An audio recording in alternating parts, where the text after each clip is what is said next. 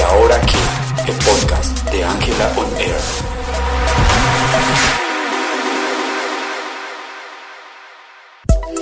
Esta es nuestra primera entrega de podcast y quisimos hacerla porque a raíz de la publicación del reportaje Un violador en la U sobre violencia sexual de la Universidad del Valle, que publicamos a través de nuestras plataformas digitales por Facebook, por Instagram y YouTube, pues varias personas nos han escrito sobre otros casos de violencia sexual que han ocurrido en la Universidad del Valle y en los que los agresores son estudiantes, profesores e incluso funcionarios de la universidad. Antes que nada, pues queremos aprovechar para aclarar que en el reportaje que realizamos teníamos la intención de incluir pues una voz oficial de la universidad, en este caso el Centro de Estudios de Género, que es el organismo al que, según las estudiantes que nos hablaron, las mujeres van y denuncian a sus agresores. Tuvimos un primer encuentro con la directora. Ella nos explicó cuál ha sido el trabajo que han realizado las docentes que integran el Centro de Estudios de Género, cuál es la coyuntura por la que está atravesando la Universidad del Valle, en donde se ha conformado una mesa de estudiantes que están exigiendo unas condiciones muy específicas para la implementación de una política de género ante las directivas de la universidad. Pero definitivamente el tema sabemos que no es fácil de tratar porque finalmente pues el tema que estamos tocando de acoso y abuso, pues son delitos y la situación es delicada.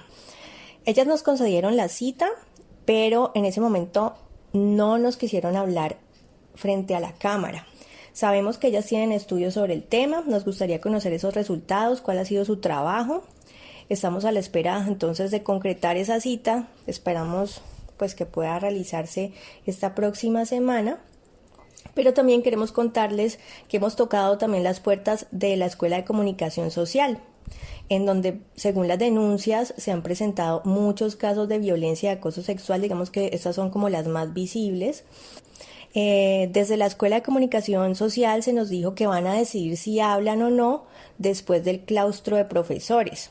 Ya llevamos 2 semanas esperando, entonces definitivamente notamos que hay toda una pared de burocracia alrededor del tema y es muy lamentable la gran dificultad para acceder a un pronunciamiento oficial de la universidad en un tema tan complejo.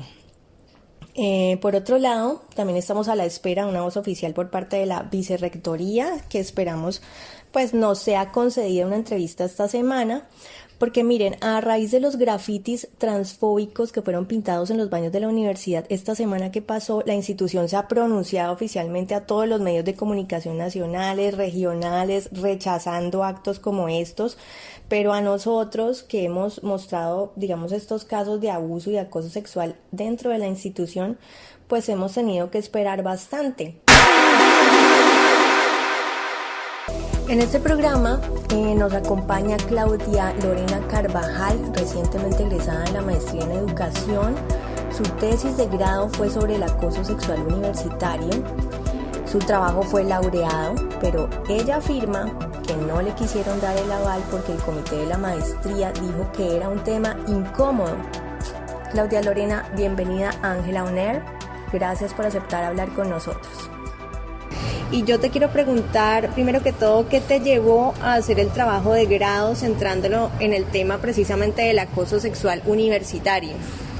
Bueno, primero, el revisar el estado del arte y mirar qué era la expresión de violencia más recurrente en las universidades y quizá la más naturalizada y la más invisibilizada. Bueno, tu tesis de grado se llama Acosadas o Acusadas, estudio de casos sobre el acoso sexual en el ámbito universitario. ¿Acosadas o acusadas? ¿Una acosada termina siendo finalmente acusada? Cuéntanos por qué este título. Porque cuando ya tomo el caso que voy a investigar, el caso lo construyo con la narrativa de 3 víctimas. En este momento las quiero nombrar como 3 sobrevivientes porque pues superaron como todo lo que implica la violencia. Yo veía que si bien fueron acosadas, la universidad las acusa, como si se le estuviera a ellas señalando la responsabilidad de por qué no hizo nada, por qué no evitó el acoso, pero es que entonces usted hubiera hablado, pero entonces usted hubiera hecho esto. Entonces como que la mujer tiene como la responsabilidad, por así decirlo, de resolver y además de aprender a vivir como con la inoperancia institucional. Y es que el acoso empieza como un acoso público. ¿A qué le digo yo acoso público? Empieza en el lugar de clases, el profesor con comentarios, con chistes morbosos, un comentario le hacía una connotación sexual, o sea, un comentario académico, entonces lo llevaba a una connotación sexual. Ese es como el primer, digamos, escalada del acoso. Incluso los docentes cuentan, por ejemplo, con la cofradía de los estudiantes hombres, sí, que se convierten como en ese público que lo alienta y lo sigue como promoviendo a que, sí, entonces como que vaya subiendo el nivel y y se convierte, no sé, terminan como convertidos estos profesores en los chéveres, en los ejemplos a seguir, en los héroes. Y luego el acoso transita ya a lo privado. ¿Y cómo transita? Pues en una asesoría de clases, en el caso de los estudiantes, el profesor es su asesor de tesis y ese espacio de la asesoría era muy aprovechado por él para ya generar los diferentes canales por los que se hace el acoso. Entonces, generar contacto visual con algunas partes del cuerpo de las estudiantes, generar tocamiento. Bueno, ¿qué resultados o qué conclusiones llegaste con tu tesis de grado? Pues fueron muchísimas, pero por ejemplo las más relevantes es entender que las víctimas necesitan de alguien que les hagan un acompañamiento, porque la víctima queda muy aislada, muy sola. Otra de las importantes conclusiones que quiero decir es, por ejemplo, cuando una víctima se acerca a veces a una docente mujer inclusive o a un docente hombre, ahí empieza la revictimización, porque uno no sabe qué hacer. Lo otro, descreen a la víctima y esto muchas veces sucede por las relaciones que se tiene con el acosador.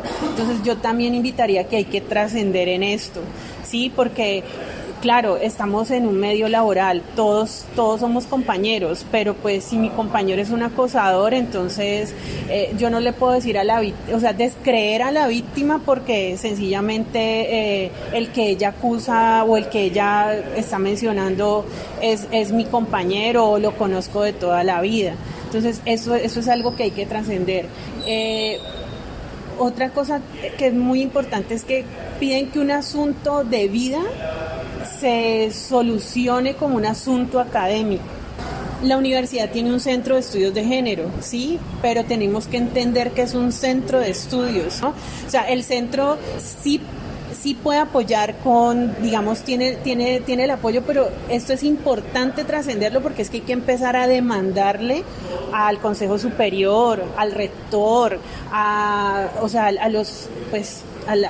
mismo Estado, empezar a demandarle que se necesitan instancias, que se necesita un presupuesto para empezar a activar protocolos y activar instancias que puedan atender de manera idónea a las víctimas. ¿Por qué crees que hay tanto silencio por parte de la universidad respecto a tratar estos casos o a hablar de que de verdad se presentan estos casos al interior de la universidad? Porque las universidades, bueno, eso sucede aquí en Colombia, las universidades creen que eso les va a bajar los estándares de acreditación de alta calidad y yo diría que en un futuro, yo diría que quienes no asuman quienes no se asuman que en esta problemática y quienes no asuman la responsabilidad de hacer algo por ella, creería yo que sería algo para medir, sería como un indicativo para que se midan en estos estándares de alta calidad. Por ejemplo, para el desarrollo de mi investigación, yo tuve la asesoría de una profesora de España y en España la cultura alrededor de estos temas es totalmente diferente. Incluso si tú como víctima vas a denunciar, algún docente te acompaña en tu denuncia. No te deja sola como sucede aquí. De hecho, el caso en donde que tú estudiaste no está tipificado como acoso sexual, sino que dice presunto chantaje. A ver, veámoslo, ¿cómo es que dice? Presunto chantaje por notas. Presunto chantaje por notas. O sea, ni siquiera está tipificado como acoso sexual. Entonces ya eso dice mucho de la universidad por cómo está registrando el caso. ¿Por qué invitarlas a que denuncien, a que pongan la queja? Porque el silencio lo único que hace es potenciar a los acosadores y que las víctimas sigan aumentando. O sea, que el acoso se convierta en una pandemia como está sucediendo en determinados programas académicos en la universidad. Yo recuerdo que alguna vez yo hice un llamado porque es que siempre en la universidad, por ejemplo, está como la cultura de no, eso lo resuelve fulanito de tal o sultanito de tal. Pero yo diría que esto es una problemática donde todos tienen que estar, o sea, no es tirarle la pelota a alguien, es que toda la universidad se siente a buscar soluciones en sus programas académicos y no que el decano por ser decano y tener su agenda apretada, entonces no se involucre. No, es el primero que debería estar involucrado. Bueno, y finalmente cuéntanos en qué terminó el caso que estudiaste de acoso sexual de estas tres universitarias pues que estaban siendo chantajeadas por el profesor o que tenían pues ese tipo de insinuaciones. Pues mira, la respuesta que me dan es que el caso se fue a la Procuraduría y bueno, el caso se podría decirse que no terminó. Las estudiantes lo que me referencian es que nunca les llegó como una respuesta. El profesor finalmente por la presión social de los movimientos estudiantiles que acogieron la defensa de las víctimas, porque esa también es otra situación. Los movimientos estudiantiles o las colectivas feministas son muy importantes, yo diría que muy, muy importantes, porque a veces ellas terminan haciendo lo que debería estar haciendo la universidad, o ciertas instancias pues de la universidad. El caso terminó en que el profesor no está en el país, está en otra universidad haciendo o ya a estas alturas yo creo que ya terminó su doctorado. Y las víctimas ni siquiera fueron reparadas, porque es que también de eso hay que empezar a hablar, o sea, ¿cómo se van a reparar a las víctimas? De eso tampoco se habla, ¿sí? Digamos que hay una situación y es que la universidad, creo yo, podría decir, no, es que si no hay un caso en la fiscalía, ¿cómo vamos nosotros a tomar una decisión sobre ese caso particular? Entonces, ¿qué hacer en estas circunstancias? Como que se pasan la pelota, no tiene que ser a la fiscalía, una instancia jurídica, judicial. Y entonces, digamos que la universidad se cura en salud diciendo eso. Pues yo diría que hay que avanzar en que ambas instancias tengan como en alguna parte del proceso, o sea, vayan juntas.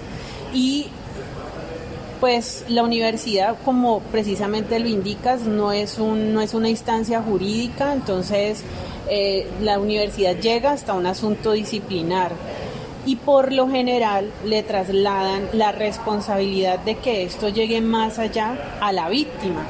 O sea, y hay que, yo diría que esto pasa así en Colombia, no solamente con el acoso, sino con cualquier delito de violencia sexual. La víctima es la que tiene que seguir rota como sea, buscando que haya justicia y pienso que por eso es importante el papel de los movimientos estudiantiles, de las colectivas feministas, de los pares de acompañamiento, en no dejar sola a la víctima para poder entre todos, pues digamos como que llegar a ese proceso.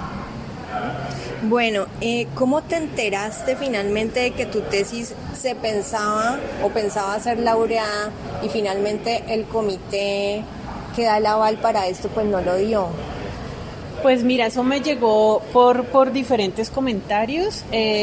Resulta que estaba en la universidad y bueno, me decían, hola, felicitaciones por tu tesis. Ay, pero lo lamento mucho porque es que el comité como que le incomodó, como que no le gustó este tema, les incomoda y otro argumento que me dieron es que menciono el nombre del profesor acosador. Entonces yo digo, a ver, pues no parecen académicos, ¿sí? Porque uno, leyendo la tesis se aclara esto. Dos, con buscar las palabras en el PDF también se aclara, ¿sí? Buscar el nombre de las...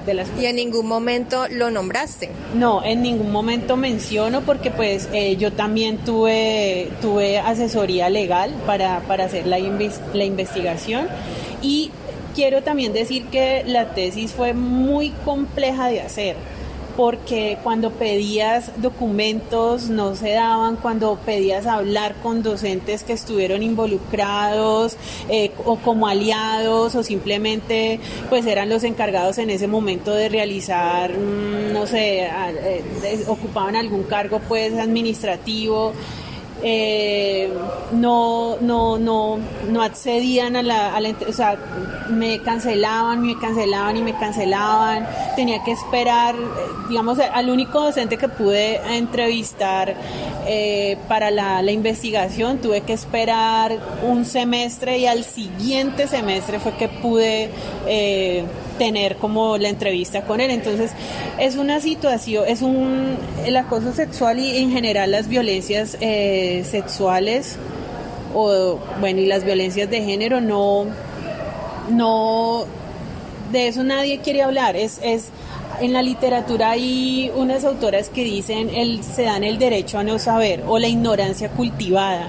O sea, la gente no quiere saber del tema porque es que es un asunto que, claro, no sabemos manejar, pero tenemos que darnos la pela de ir aprendiendo o de aprender a manejarlo y a solucionarlo y indudablemente también el trasfondo es que hay que cambiar la cultura machista, la cultura de la violación, que los hombres también empiecen a cuestionarse pues esas masculinidades hegemónicas. Yo diría que van siendo como la solución a futuro posible. Bueno, Claudia Lorena, muchísimas gracias por haber estado aquí con nosotros y de verdad es un trabajo admirable el que has realizado y bueno, te agradecemos por haber estado aquí. A ti por permitirme rodar la palabra.